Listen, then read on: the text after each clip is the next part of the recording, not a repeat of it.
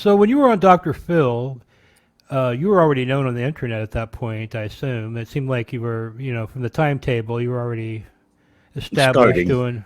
Yeah. Did that help your internet show at all? Did you Yes get and any? no. They're curious to see, what kind of person has what the Dr. Phil was trying to point out as being dysfunctional and what have you. Did they talk about your internet activities at all, or was it just strictly on your hoarding? It was on there about my internet activities. Okay, but never really a bump or anything from being on Not there. really. Didn't go with the platform. Tell what platform I was on and stuff. Did you get any shit from your regular viewers? Most of my people that knew me. Oh, okay. So it was like nothing new to them. And I didn't. They Some people Did, didn't. were you known as a hoarder? Like even then, like No, on the. no, no, not until she brought it out. Oh, okay. I'm not necessarily a hoarder.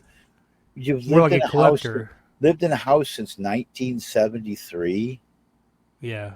and there was 9 kids at one time in the house, and then various number of people throughout the years, and my mom here, and me here, and Lori's mom here, and Lori.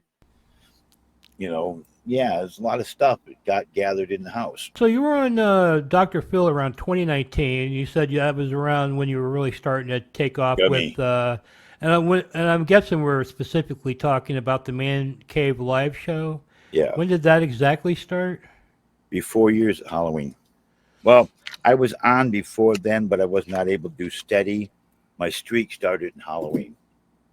And how did that come Uh, about? What made for you days. decide? What made you decide to start this show?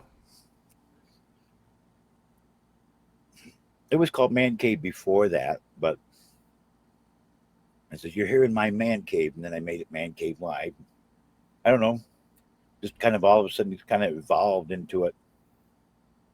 You know, Right. And I guess you've been building an audience this entire time. trying to. And what kind of audience do you have? Are they very supportive, or do they attack you, or what's going on there? Well, some are just plain trolls, Right. and some are good people. I would say even some of the trolls are good too. They you have good trolls and you have bad trolls. You know what I mean? As long as they're coming up with zingers, I don't mind. But if they would try to fuck with my actual life, then we have an issue. They're more trolls than non-trolls. Oh, really? Yeah.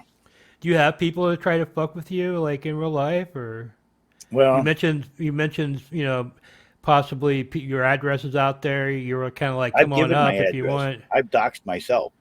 Right. Um, well, I particularly don't like the people that want to be part of my short shirt tail. I won't mention any names of people, but I have one person that says, "I'm your co-host, and there's nothing you can do about it. The fans want it," and they try to come in and take over, and I don't like that. It Right. irritates me big time. And to them, it's funny, but to me, it's not. Right. And they don't get that through their pea brains or whatever that's going on. Whatever's in between there, there's less gray matter than I've got. So what do? You get do you get all worked up and start screaming, or do you like I just try not to. stop streaming, or I try not to scream and be too much of an asshole. But when I get tired of it, I just go, you know, all right, good night.